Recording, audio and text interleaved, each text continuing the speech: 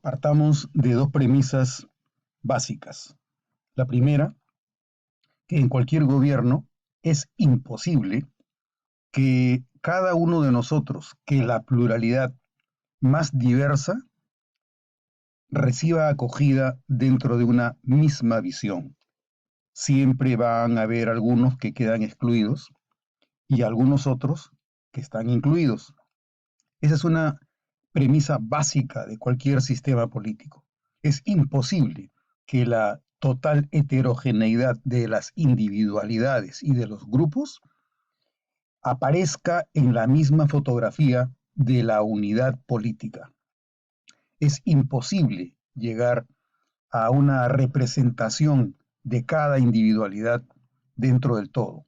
Siempre van a haber excluidos. Sin embargo, en política el arte consiste en cómo conseguir, cómo proponer, cómo tener una visión común del bien para toda la comunidad en el que las exclusiones no generen daños mayores que los que representarían actos arbitrarios. El arte de la política consiste en evitar la arbitrariedad y el menor daño posible a quienes irremediablemente no aparecerán con las pretensiones absolutas que tengan en la fotografía del bien común. La segunda premisa es que nos encontramos en una situación que venimos arrastrando ya de hace algunos años, en la que advertimos la crisis y la ruptura de nuestro vínculo político. Vivimos momentos difíciles de polarización y de enfrentamiento que hasta ahora resultan irremediables y que no parecen conducirnos a un buen fin. Esas dos premisas son las que exigen de nosotros una reflexión para tratar de encontrar un camino, una ruta hacia un Perú políticamente distinto, un Perú en el que podamos superar la atomización y la fragmentación en la que la polarización nos está dejando, y un Perú en el que encontremos caminos a través de la escucha para alcanzar metas que nos permitan superar nuestras diferencias. No es un camino fácil, pero no quiere decir que por difícil sea menos una tarea que haya que emprender. Entonces, en la ruta de un Perú políticamente distinto, quienes tenemos la condición de ciudadanos nos vemos obligados a plantear reflexiones para conseguir puentes de unión entre cada uno de nosotros como peruanos. Recientemente, eh, todos hemos advertido que existe una demanda que va apareciendo por el territorio nacional. Las dos principales corrientes dicen o elecciones generales ya o que se vayan todos, por un lado. Y por otro lado, también persisten las nociones generales de que la única solución permanente y pacífica para el Perú es una asamblea constituyente donde las clases sociales lleguen a un consenso que terminen los abusos y la discriminación. Entre estas dos tendencias nos encontramos totalmente polarizados y el país se viene paralizando, impidiéndonos que tengamos un nivel de bienestar superior y general para todos a partir de las posiciones irreductibles de uno y otro grupos. Hemos visto también recientemente cómo han habido marchas, han habido plantones, han habido demandas de una asamblea constituyente por un lado y por otro lado de quienes se oponen a la asamblea constituyente y que piden elecciones generales ya o la renuncia del presidente de la República. Este tipo de demandas es ante la que nos enfrentamos y que demanda y exige de nosotros una respuesta, una alternativa para tratar de encontrarnos a nosotros mismos más allá de los sectarismos y más allá de la atomización en la que la polarización nos encuentra. La gran pregunta que nos hacemos es, ¿señal de qué es que votemos período tras período sin alcanzar nunca la satisfacción concreta de quedar representados? Todos los períodos votamos en elecciones generales, presidenciales, parlamentarias, regionales, provinciales y municipales, y luego de un breve periodo en el que se manifiesta la euforia del triunfo, viene el desencanto. La población se muestra insatisfecha por el desempeño que advierte entre quienes salieron ganadores en las elecciones. Señal de qué es que nunca quedemos satisfechos con los niveles de representación que quienes elegimos nos devuelven insatisfactoriamente.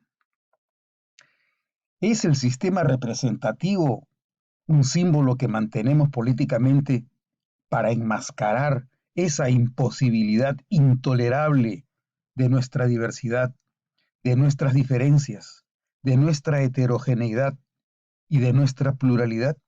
¿Qué cosa enmascara el sistema representativo? ¿Qué cosa esconde detrás de él? ¿Por qué es que seguimos confiando en que hay que ir a elecciones, aun cuando sabemos a ciencia cierta que nuestra diversidad no quedará representada como esperaríamos que quedara dentro de nuestro sistema político? Si estas preguntas tienen algún tipo de sentido, ¿remedio de qué es elecciones generales ya o que se vayan todos? ¿Qué demanda hay detrás? ¿Transición hacia qué sería el que se vayan todos? ¿Que se vayan todos para que venga quién? ¿Y para evitar qué? ¿Qué cosa sería evitable y qué cosa sería irremediable? ¿La transición cambiaría algo? Si cambiara, ¿qué cosa es lo que tendría que cambiar? ¿Y qué cosa es lo que será imposible que cambiara? ¿Cuál es el mal y qué expresa? ¿Cuál es la causa de esta demanda masiva de que se vayan todos? ¿Qué le pasa al Perú?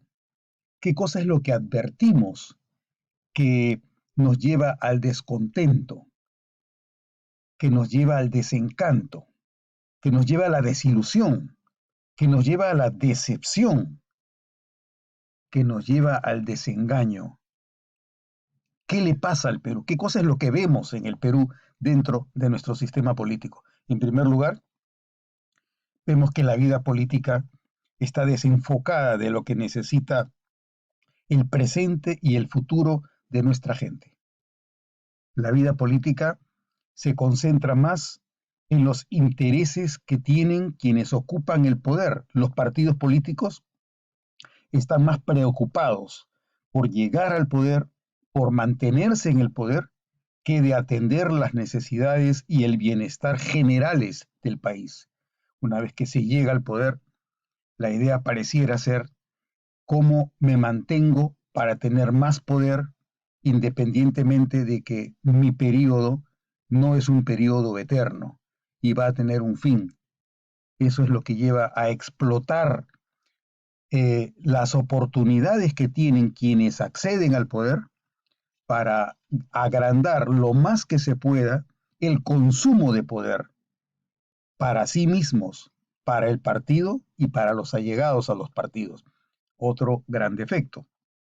Los sucesivos gobiernos, por otro lado, abandonan los proyectos que quedaron pendientes en los gobiernos anteriores.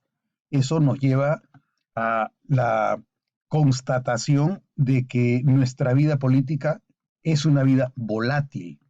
Volátil porque nunca dura, porque siempre es efímera, porque dura tanto como puede durar el mantenimiento en el poder de un partido, a sabiendas de que el siguiente gobierno no continuará las líneas matrices ni los proyectos que dejó instalados el gobierno anterior. Los sucesivos gobiernos abandonan los proyectos que quedaron por terminarse en periodos anteriores, abandonando de esta forma niveles importantes de estabilidad y, por supuesto, de gobernanza y de gobernabilidad en el país. Esta situación es la que hace que todo proyecto político tenga la condición de reversible. Lo presento, pero todo eso puede revertirse en la siguiente elección. Y eso, obviamente, es base de un régimen irresponsable, mediocre e indiferente con las necesidades y el bienestar que tiene el país. Los agentes de la acción política definen problemas equivocados y se ocupan en generar soluciones inadecuadas a los problemas que no existen, porque nos plantean problemas para poder conseguir que sus agendas particulares se instalen en el discurso público, aun cuando los problemas que ellos definen y las soluciones con las que pretenden resolverlos son problemas falsos, no son los problemas que efectivamente tiene la gente en el Perú y que tiene la gente para el presente y para el futuro. Por eso es que en este sentido los partidos políticos no forman ni crean competencias a los militantes que proponen al electorado para que ocupen puestos de gobierno o representativos, cuando ese es el rol que tienen los partidos políticos, solo de llegar al poder para proponer una agenda que saben que luego no será continuada por el siguiente gobierno, no les importa la preparación de quienes van a ocupar los cargos públicos, que tienen que asumir la responsabilidad de continuar con políticas estatales más allá de los periodos con los que temporalmente se cumplen los mandatos. Frente a esta situación, el Perú enfrenta una agenda de curas, de remedios con los que se pretende solucionar los males que tenemos sin que alcancemos finalmente a solucionar ninguno. ¿Cuáles son las curas que más ligera y fácilmente encontramos entre las agendas de los políticos que nos proponen la renovación del Perú, la reforma del Perú? En primer lugar, lo estamos viendo, adelanto de elecciones generales, asamblea constituyente, reformas constitucionales, cambio del sistema económico, reforma política y electoral o el rediseño organizacional. Este es el tipo de curas que se plantean. La pregunta es, ¿curas respecto de los males que tenemos? ¿Son las curas para los males que afectan al Perú? ¿O son propuestas falsas de los partidos que no alcanzan a diagnosticar correctamente qué nos pasa? ¿Cuál es el mal que causa los males en el Perú? Tenemos como propuesta dos posibles alternativas. La primera, la de la disforia representativa, y la segunda, la de las fallas del diseño organizacional. Hay disforia representativa porque los representantes carecen de competencias para cumplir sus funciones constitucionales. Como no tienen competencias, llegan al puesto, no se desempeñan correctamente y empieza a agrandarse la grieta, la brecha entre lo que el Perú espera y lo que los representantes tienen la capacidad de devolverle a quien invirtió su fe, su confianza en representantes que no rinden, que no agregan el valor que se esperaba que agreguen en la agenda política del país. Los partidos no forman, no preparan, no capacitan a sus militantes para ocupar puestos representativos. Como consecuencia, tenemos el mal desempeño y los resultados deficientes en la gestión de quienes nos gobiernan y de quienes nos representan. Por eso es que una vez que votamos en las elecciones, existen mayorías políticas que acceden al poder, que acceden a puestos representativos, pero tan pronto como llegan y comienza a distanciarse con la acción, lo que se espera y lo que nos entregan, La mayoría que confió en el sistema padece su subrepresentación, no más es lo representada que anhelaba y que quería quedar representada. La subrepresentación de las mayorías ocurre a pesar de su representación nominal y simbólica en el Estado. Esa representación nominal y simbólica es la que tenemos cuando concurrimos a las elecciones, cuando votamos y creemos que con nuestras preferencias cambiará el Perú en los sentidos que confiamos que debiera cambiar. Esa desazón que se genera como consecuencia de las incompetencias que tienen quienes ocupan puestos representativos y que es consecuencia también de la subrepresentación en que quedan las mayorías que a pesar de haber votado no se sienten representadas, es a lo que se llama la disforia representativa, es el descrédito institucional, es el descontento masivo y generalizado de nuestra colectividad, de nuestra población, de nuestra república, con quienes ocupan puestos de poder que no se desempeñan, que no cumplen con las expectativas que tiene el ciudadano cuando vota en las elecciones. Y el otro tipo de mal central que tiene el Perú son esas fallas de diseño organizacional que en gran parte son insuperables y que siempre son remedios paliativos.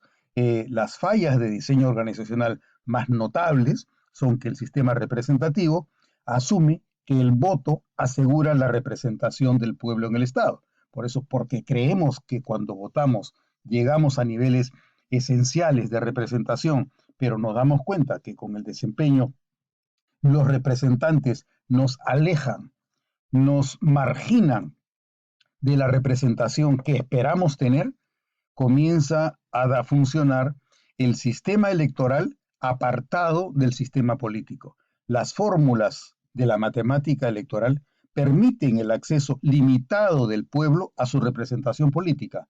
Las fórmulas electorales nos dicen que si votamos tendremos representantes, pero siempre habrán quienes votando no alcanzan a tener representación dentro del sistema político.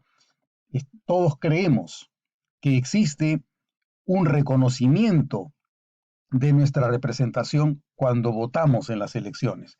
Pero esta convención de representación en el sistema estatal supone el reconocimiento también de la limitación representativa. Es decir, el elector tiene que saber que a pesar de votar, su voto por una representación no será colmado, no será satisfecho por quienes ocupan los puestos representativos, no solamente por el mal desempeño de los representantes o de los gobernantes por quienes el elector opta en una elección, sino porque el propio sistema electoral está incapacitado, está imposibilitado de conseguir que cada uno de nosotros, como miembros de la comunidad, quede efectivamente representado ante un cupo determinado de puestos que tienen que ocuparse de manera proporcional al número de votos que se recibe en cada una de las elecciones. La inaccesibilidad al sistema representativo causa descontento con los resultados representativos. Si no todos tenemos representantes, porque nuestro voto no alcanzó a retratar nuestra preferencia dentro del sistema estatal, nosotros quedamos en una situación de potencial inaccesibilidad al sistema representativo. Las fallas de desempeño agudizan esta falla de diseño organizacional esencial. Las fallas de desempeño agudizan el descrédito y el desafecto representativo de nuestra población debido precisamente a la imposibilidad que tiene el sistema representativo de entregarnos una representación en la que cada uno de nosotros pueda estar fotografiado en el sistema estatal.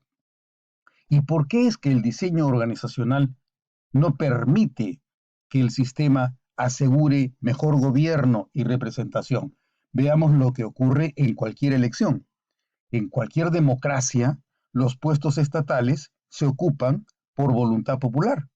Las decisiones del pueblo se consultan mediante elecciones. Todos concurrimos cada determinado periodo de tiempo a las urnas, al sufragio, y emitimos nuestro voto. En las elecciones, no todos los electores coinciden con sus preferencias. Por eso es que de la oferta electoral dependerá la pluralidad de alternativas por las que vota el elector. Si tenemos 20 partidos, los electores dividirán sus votos entre los 20 partidos. Si tenemos 4 partidos, los electores dividirán su voto entre solo 4 partidos. Pero difícilmente todos los electores coincidirán con votar por un solo partido. Lo normal en una democracia plural y representativa es que el electorado divida sus preferencias entre la oferta que nos presentan las diferentes opciones, movimientos, partidos o agrupaciones políticas. En el acto electoral, algunos optarán por no votar, otros optarán por votar en blanco o viciarán errónea o voluntariamente su voto. Otros más votan a favor de alguna opción, pero debido a la aplicación de la valla electoral no acceden al voto. Si no acceden al voto, quedan fuera del sistema. Quedan tan fuera del sistema como quedan quienes optaron por no votar o quienes optaron por votar en blanco o por votar viciado. Los que no acceden como consecuencia de la aplicación de la valla electoral o como consecuencia de la aplicación de la cifra repartidora o del voto preferencial están fuera del sistema representativo. Finalmente, solo un número determinado de electores accede a una representación dentro del cupo de puestos representativos. Y dentro de ese grupo de ganadores, no todos alcanzan la mayoría en el gobierno o en la asamblea. Finalmente, las mayorías que acceden a puestos representativos terminan siendo minorías desde el punto de vista electoral, porque solamente un grupo pequeño de electores consiguió que su voto le otorgue una mayoría relativa en los órganos estatales que termina siendo una minoría respecto de la población en general.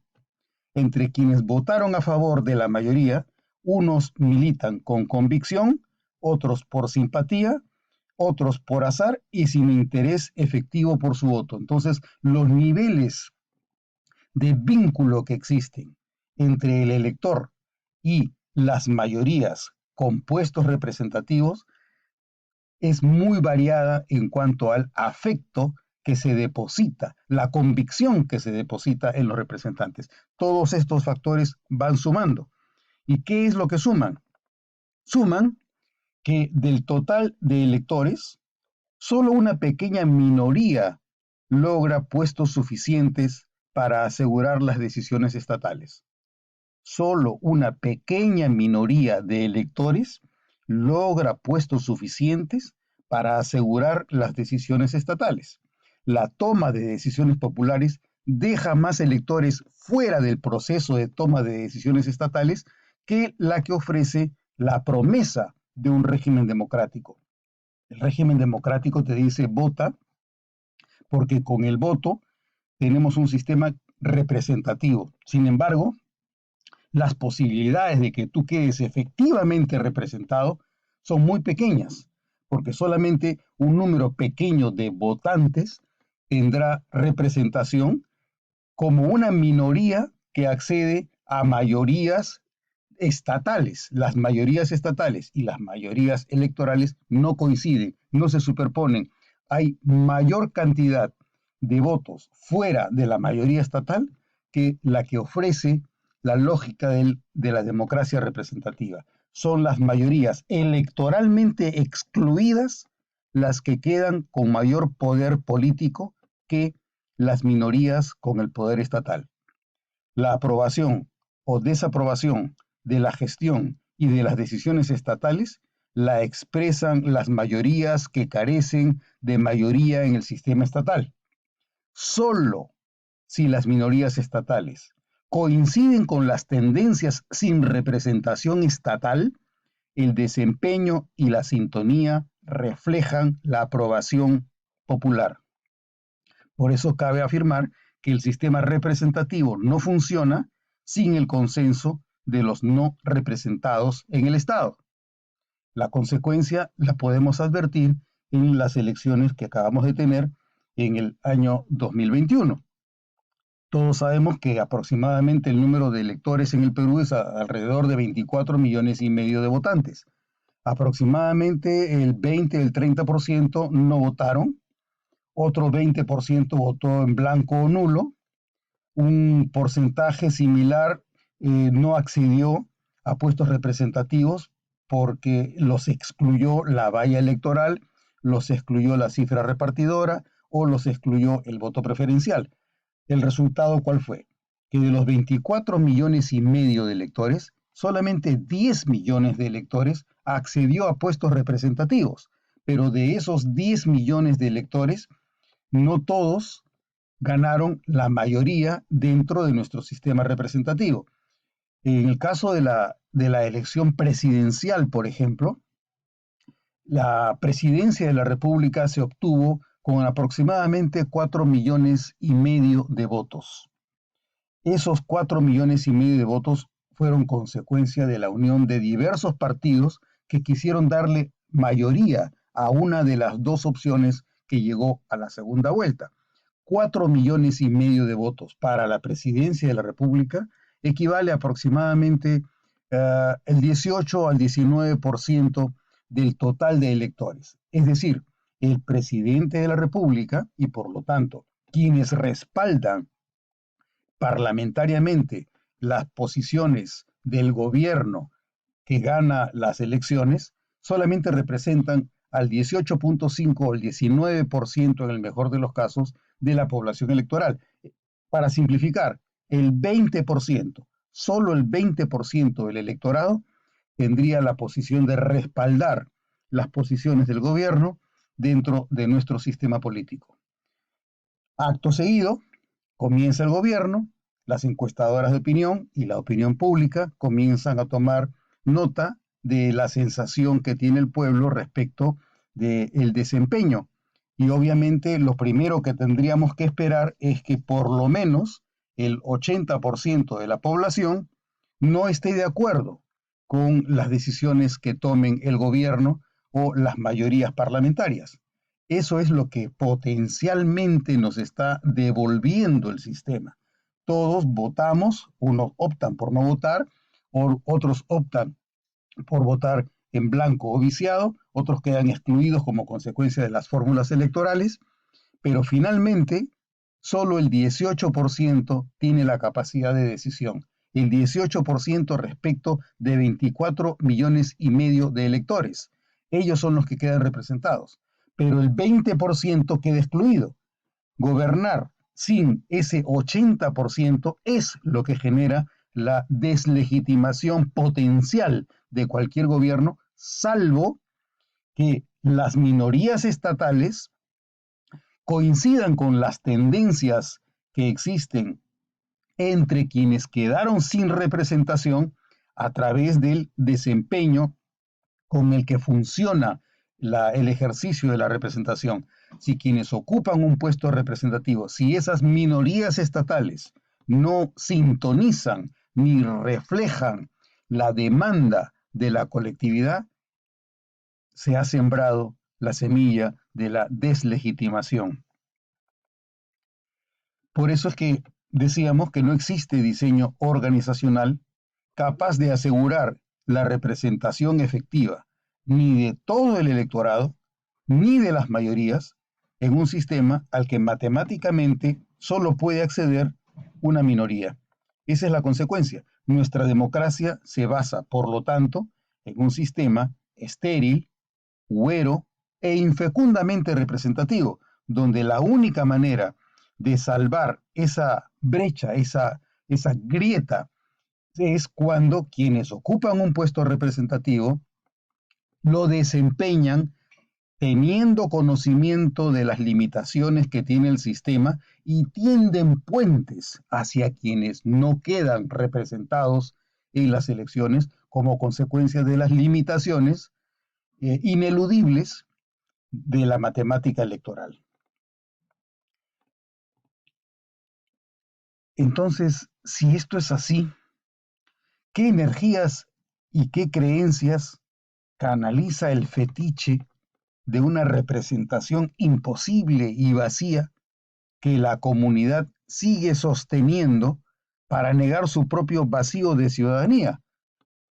Ahí enfrentamos el siguiente punto, porque si el elector concurre a las elecciones, expresa su voto, pero no tiene conciencia de la naturaleza del sistema político en el cual participa y de las limitaciones que tiene esa matemática que nos lleva a reconocer que solo las minorías son las que acceden al poder y que las mayorías están organizacional e institucionalmente desplazadas y marginadas del poder, porque es imposible el acceso absoluto al poder. Entonces, ¿qué cosa es lo que nos lleva a seguir creyendo en la representación si sabemos que esa representación es imposible y que se termina convirtiendo solo en un fetiche cuyo funcionamiento esperamos que mágicamente nos resuelva problemas que terminan siendo irresolubles, salvo que ocurra un mecanismo que depende exclusivamente de un factor crítico, el desempeño de esas minorías estatales que acceden a un puesto representativo. Si los partidos políticos no nos proponen militantes, candidatos, postulantes capaces de caer en cuenta que el sistema no garantizará automática ni mecánicamente niveles de representación ni de éxito democrático, si los partidos se preocupan de preparar a líderes que lleguen a puestos representativos para que con su desempeño permitan el acceso a los marginados y a los inaccesibles, si los partidos políticos no cumplen con esa base, obviamente el sistema seguirá dando tumbos y nos seguirá precipitando en nuestro naufragio político. Por eso nos encontramos ante una disyuntiva y ante un dilema. O reproducimos inercial e indolentemente nuestra propia degeneración, depredando perversamente usos improductivos de las instituciones y del sistema, o intentamos un emprendimiento mayor al de nuestras fuerzas naturales para instalar convicciones y una metodología para comprender y para corregir el mal que nos sumerge en la desgracia y en el colapso de nuestro naufragio político.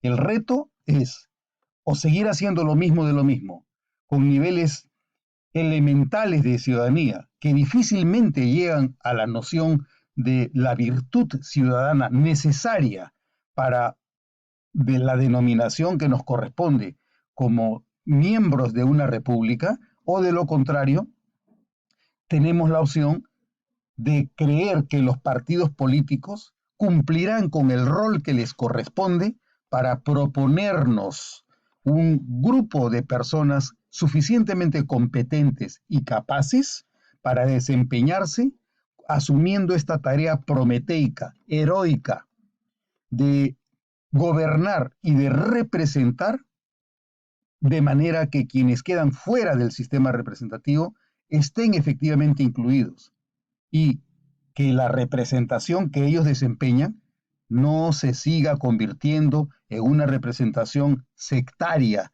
de los intereses solo particulares de quienes ganan una elección. Ganar una elección no significa excluir a los que quedaron fuera de la representación. Por el contrario, ganar una elección no supone el acto de la imposición de una agenda sectaria, particular, fragmentaria frente al resto de la población. Ganar no significa imponer mi agenda a todos. Por el contrario, significa reconocer que tengo una pluralidad de alternativas que ha quedado fuera y que tengo que ver cómo la integro para que mi gobierno sea un gobierno legítimo y que no se deslegitime con el mal desempeño cuando tengo personal incompetente o incapaz de cumplir con la misión que tiene el sistema político de asegurar la representación de todos, no obstante que el propio sistema no permite que todos accedan en el mismo nivel a la representación y al gobierno en la República.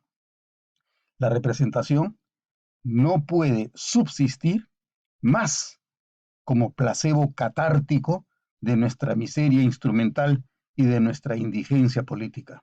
Ese es el mandato que subyace en esta demanda de representantes competentes cuya misión tienen los partidos políticos que cumplir para asegurar que con el desempeño de sus cuadros, con el desempeño de quienes ellos mismos han seleccionado, podamos integrar a quienes quedan excluidos en el sistema político. Lo que necesitamos, por eso, es una representación que no actúe como un placebo que nos suma en la catatonia política. Lo que necesitamos es no tener más un carnaval tanático en el que llegamos a manifestar nuestras preferencias a sabiendas de que esa preferencia no nos resolverá ningún problema.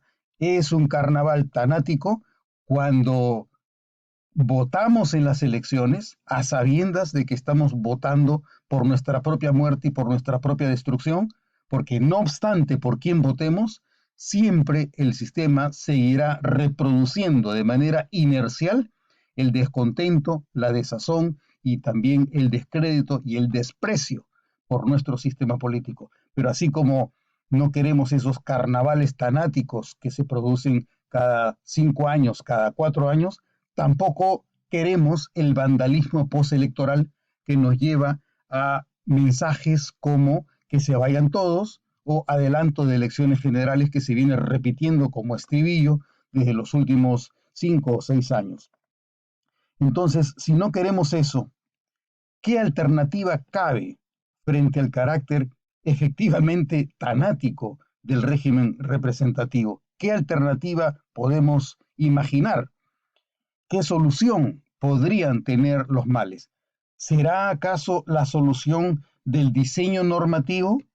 Si quien ocupa hoy un puesto en la representación del pueblo no tiene hoy los conocimientos, la actitud ni las competencias éticas para ocupar la función legislativa, ¿tomarán quienes hoy ocupan esos puestos la decisión normativa necesaria para el país, independientemente de sus intereses o de sus propias incapacidades personales o funcionales? ¿O tomarán decisiones que precisamente ignorarán la gran imposibilidad que tiene el sistema, devolviéndonos más fracaso en la búsqueda de un bien común superior que no nos llega y que no alcanzan a entregarnos quienes ocupan mal esos puestos representativos? Si son las mismas personas que hoy no tienen las competencias, las que tendrán a su cargo el diseño normativo, podemos confiar que esos diseños normativos por gente incompetente como representantes nos garantizará la solución a algún problema? Difícilmente. La solución normativa con el mismo tipo de persona en el Estado solo reproduce el mismo tipo de males. No es la solución cuando la mayoría en los puestos de gobierno la tienen quienes no son competentes para ocuparlos. Los que ocupan los puestos no hacen sino reproducir el mal, no lo solucionan. El sistema, cuando está copado por las incompetencias, y si solo queda la solución del reemplazo de la incompetencia por la capacidad, ¿cómo asegurar la eficacia del reemplazo? ¿De qué depende que podamos contar con la renovación de los puestos representativos por quienes o los ocupen con la integridad necesaria para tender puentes hacia los que han quedado subrepresentados, las mayorías subrepresentadas dentro de nuestro sistema político. Entonces, la pregunta es, ¿quién provee de operadores al sistema representativo? En un sistema democrático, los recursos humanos para la operación del Estado los provee la pluralidad de la oferta que gestionan los partidos, las agrupaciones y los movimientos políticos. No hay otra. En un sistema democrático, nosotros recibimos una oferta y quienes nos ofertan esas alternativas son los partidos políticos, los movimientos políticos, las agrupaciones políticas. Por eso es que la tarea política de los partidos políticos consiste en proponer una visión, objetivos y metas para el Perú y los equipos de sus militantes y asociados que se encarguen y se responsabilicen de hacer efectivas las políticas que generan esa visión, esos objetivos y esas metas que ellos nos proponen. El liderazgo de los partidos políticos tiene la responsabilidad de gestionar la visión, los objetivos, las metas y también la tarea de asegurar la formación humana de los equipos que propone a la ciudadanía en las elecciones para que el Estado apruebe e implante las políticas promovidas por los partidos políticos. El eje del sistema consiste en consecuencia en que los líderes de los partidos se hagan cargo de la tarea de conducir a sus partidos para proponerle a la ciudadanía esa distinta visión, esos distintos objetivos, esas distintas metas con las cuales los militantes que los partidos capaciten y formen puedan llevar adelante las políticas una vez que accedan al poder. Entonces, en gran parte, el eje de las respuestas se encuentra en el sistema de liderazgos de los que carecen los partidos políticos cuando estos consisten fundamentalmente en clubes electorales o en cascarones de partidos que sirven para que intereses particulares aprovechen de las fórmulas electorales para acceder al poder y para mantenerse en el poder con el fin de conseguir prebendas o rentas particulares, sectarias o personales de quienes lideran los partidos o de quienes acceden a través de los partidos a los puestos de gobierno o representativos. Entonces, estamos leyendo el sistema político en lo que podríamos denominar la clave performativa. Si los partidos, las agrupaciones o los movimientos políticos son quienes proveen al sistema representativo con los operadores o actores del sistema, solo si los partidos cumplen bien esa tarea, cabe y es posible que los partidos logren cerrar la grieta o la brecha entre la gestión representativa esperada y la capacidad de la ciudadanía de proveer de representantes competentes para cumplir con el perfil de los puestos representativos. Dentro de esa clave performativa, dentro de esa clave en la que la democracia en la República puede funcionar, ese es el eje del desempeño, el que permite creer que hay salud política más allá de las deficiencias organizacionales que solamente pueden salvarse cuando los partidos nos proveen del recurso humano capaz de emprender esta tarea prometeica de conseguir representación y buen gobierno para el país. Entonces, ¿cómo incluir a quienes el sistema electoral no consigue incluir? En primer lugar, a partir del conocimiento directo de esta realidad, de la realidad nacional, de la realidad electoral, de la realidad representativa, a sabiendas de que el sistema tiene fallas. Las fallas no se pueden explotar para beneficio particular de nadie, al contrario, si existen fallas y estas fallas solamente las pueden solucionar quienes tienen conciencia de las limitaciones organizacionales del sistema, obviamente el conocer esta realidad y el conocer las particularidades que tiene la diversidad de problemas de cada una de las regiones en el Perú es lo que permite que esa distinta visión que se tenga del partido político y la distinta visión que se tenga del país que proponen los partidos políticos, de eso dependerá que el sistema alcance niveles mínimos de salud frente a esta situación endémica en la que el Perú se viene arrastrando hacia su propio precipicio. El segundo aspecto que permitiría incluir a quienes el sistema electoral no consigue incluir sería contar con el diagnóstico idóneo de los sectores que requieren intervención estatal. Es decir, los partidos deben conocer la realidad nacional, deben conocer las limitaciones que tiene nuestro sistema de provisión de recursos humanos para el funcionamiento del sistema, pero a través de la selección adecuada de los equipos deben realizarse el diagnóstico de lo que deben hacer los distintos sectores estatales para mejorar las diferentes áreas en las que el Perú tiene que representar algún tipo de conducción o de liderazgo en las diferentes materias de nuestra economía y de nuestra sociedad.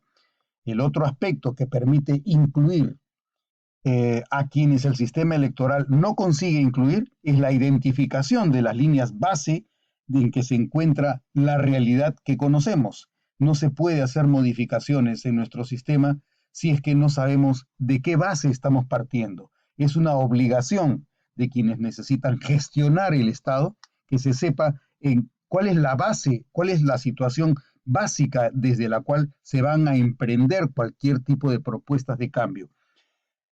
Y otro aspecto importante es la definición de las políticas públicas necesarias para mejorar la situación. Esas políticas públicas tienen que derivarse del diagnóstico de la realidad que hay que cambiar.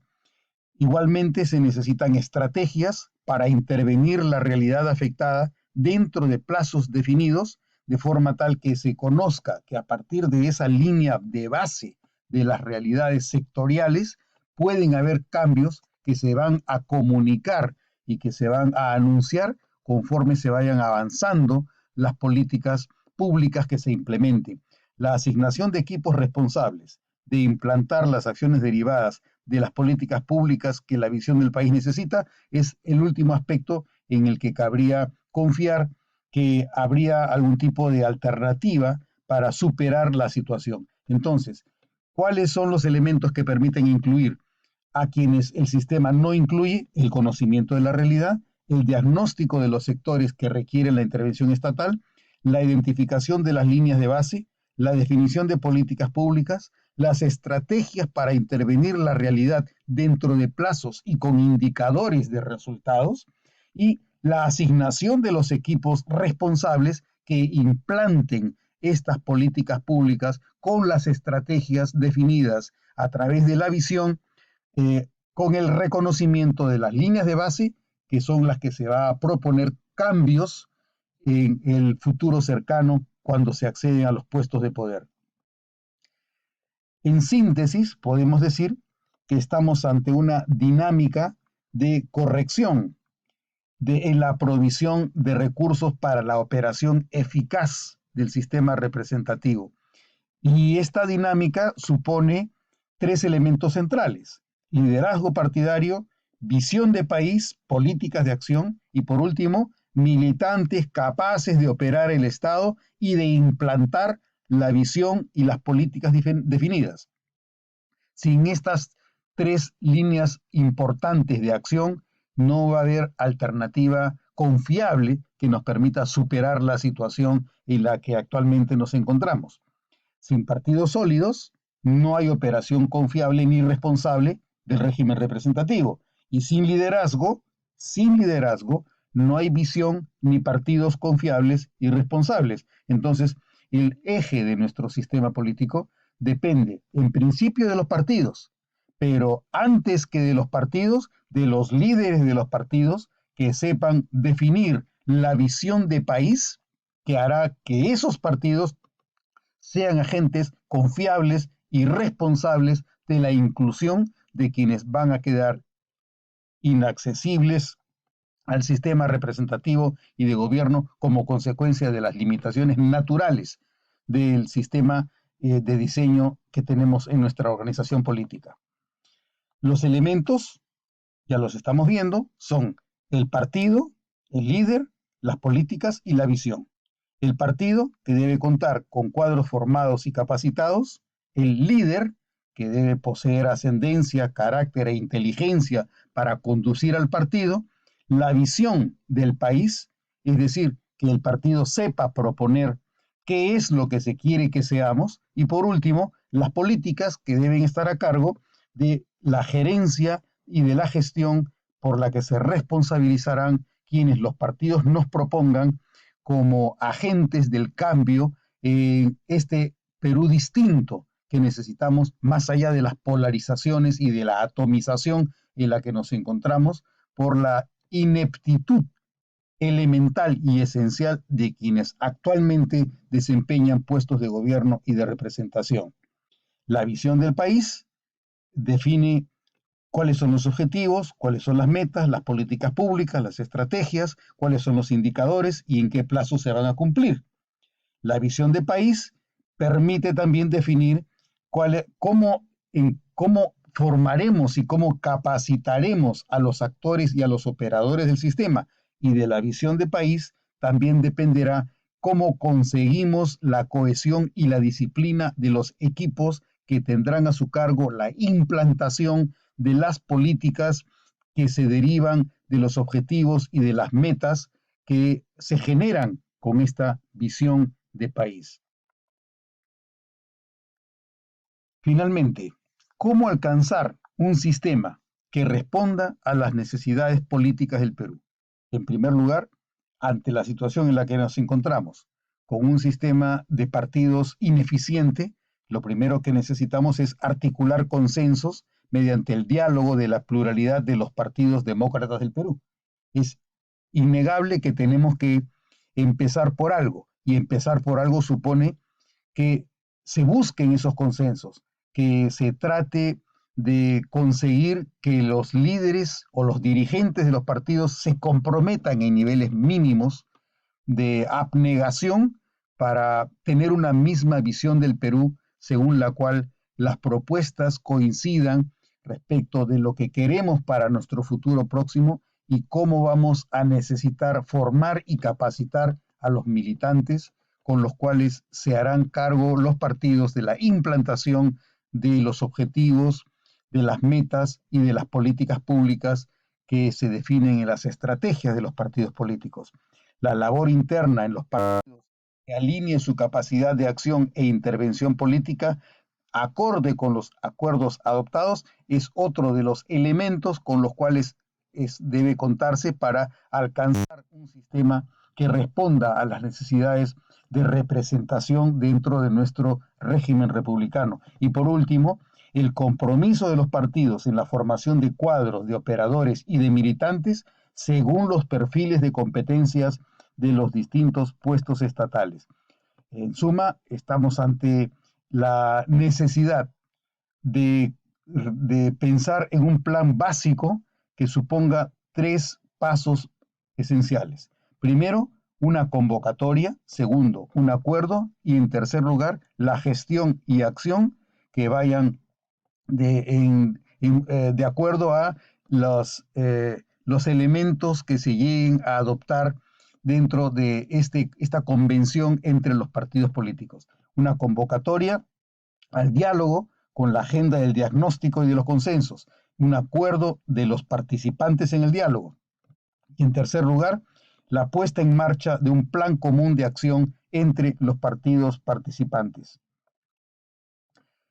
Frente a estas necesidades de la gestión de una convocatoria, la adopción de acuerdos y, por último, la ejecución y la gestión de los acuerdos adoptados, el compromiso esperado es llegar a contar con una plataforma de acuerdos para unir la diversidad en un centro que minimice y evite la polarización y la atomización actual. Los compromisos que se derivan de ese compromiso esperado son varios. En primer lugar, definir los puestos críticos que requieren perfiles de capacidades, actitudes, habilidades y destrezas estatales.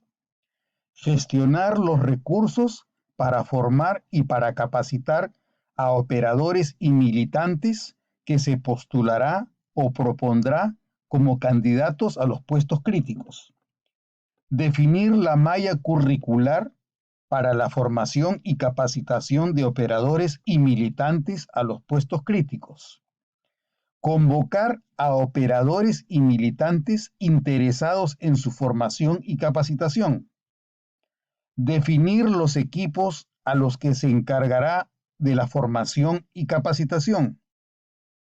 Asignar los módulos a quienes se encarguen de la formación y capacitación.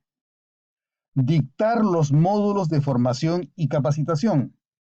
Evaluar, calificar y acreditar a los operadores que reúnan los requisitos de formación y de capacitación. Y en último término, inclusión de los operadores calificados en las listas de candidatos con las que compitan las diferentes alternativas políticas en el sistema electoral. Si este es el tipo de esquema que permitiría encontrar algún tipo de solución frente a la precipitación en la que nos encontramos, ¿qué riesgos caben advertir para alcanzar estos resultados? Podemos pensar en dos tipos de riesgos. En primer lugar, un riesgo de naturaleza estructural que consiste en que inevitablemente el sistema electoral no permite garantizar que quien alcance la mayoría sea quien se comprometió y cumplió con la gestión de los acuerdos adoptados. El azar en el resultado de las elecciones genera un riesgo extremo de fracaso. Si bien es cierto, hay una convocatoria para adoptar acuerdos, pero ¿qué ocurre si quienes no participan en la convocatoria, quienes la rechazan o quienes no están de acuerdo con el convenio al que se llegue en esta plataforma, ganan una elección y por lo tanto vuelven a generar y a reproducir los mismos males con los que nos encontrábamos? Ese es el riesgo estructural, que el sistema electoral no permite garantizar que quienes participen en esta plataforma de diálogo, en la cual se arribe a acuerdos sobre la gestión de una visión de país diferente, nada te asegura que como consecuencia de estos acuerdos y de esta plataforma, quien gane las próximas elecciones se habrá comprometido a cumplir con esa agenda. Entonces, la posibilidad de que no se logren los resultados existe, pero hay que reconocerla. Ese es un riesgo. Ese es un riesgo de naturaleza estructural. El sistema no te permite garantizar que el solo hecho de participar en la plataforma de acuerdos y del diálogo para encontrar una común visión del Perú va a ser suficiente para que los cambios se produzcan. Por otro lado, también tenemos otro tipo de riesgos, que son los riesgos operativos.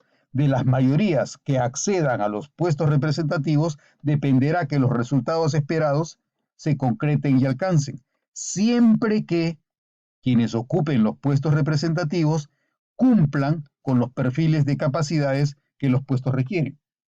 Cabe que los partidos políticos nos propongan a militantes en las elecciones, pero que quienes ganen las elecciones no hayan sido precisamente quienes mejores competencias, habilidades, destrezas, actitudes o aptitudes tengan.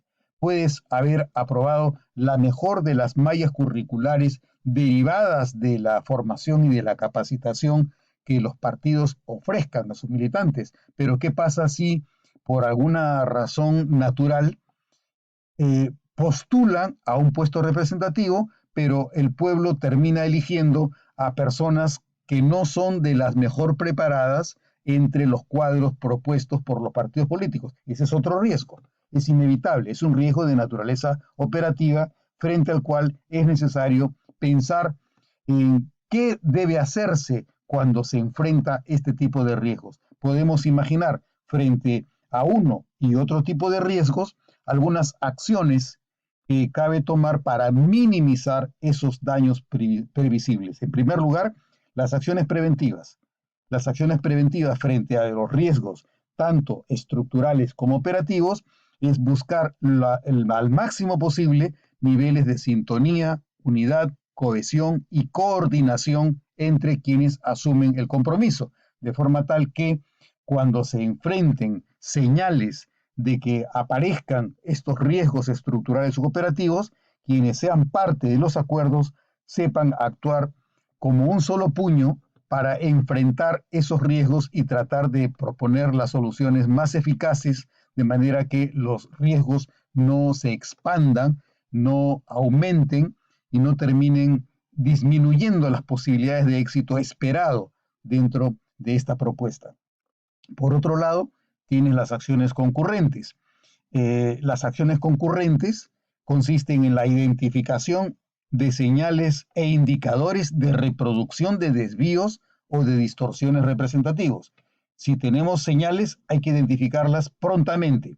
Apenas aparezcan señales a través de las acciones concurrentes, habrá que realizar denuncias y comunicarlas de manera inmediata, de forma que la población conozca qué es lo que está ocurriendo y cómo con esto nos estamos precipitando nuevamente en una espiral que era la que esperábamos evitar. Y por último, tenemos un tipo de acción para prevenir los riesgos o para corregir los riesgos, que son las acciones correctivas. ¿Cuáles son? ¿De qué naturaleza son las acciones correctivas? En primer término, son medidas de resocialización y de exclusión de quienes se apartan de los estándares de capacidades identificadas. Y en segundo lugar, la evaluación o reformulación de las acreditaciones otorgadas o de los programas de capacitación utilizados. Esos son los tres diferentes tipos de acciones con las que se propone una posible corrección o enderezamiento de la acción que se derive de la puesta en marcha de acuerdos a los que se arribe metodológicamente con este tipo de enfoque, que es el que comparto con ustedes a través de esta exposición. Entonces, si este es el panorama general, ¿qué hacer para que lo que nos es común, el bien público, y no los intereses particulares, narcisistas o sectarios de falsos dirigentes, sea el centro de nuestra vida política? Y concluiré afirmando que el rumbo cambia cuando los líderes se escuchan entre sí y cuando deponen con humildad, sin altivez, sin soberbia, sin arrogancia y sin falso orgullo, sus propias agendas individuales en nombre de la visión superior del bien común. El gran ausente en las deficiencias de nuestro sistema político ha sido el olvido del bien común y la sustitución, el reemplazo del bien público por las agendas individuales de quienes con su altivez, con su soberbia, con su arrogancia y con su orgullo dejan de lado este bien común en nombre de intereses particulares como son la preservación del apetito de poder para mantenerse y para coparlo mientras que pueden dentro de los periodos electorales. Muchas gracias por su atención.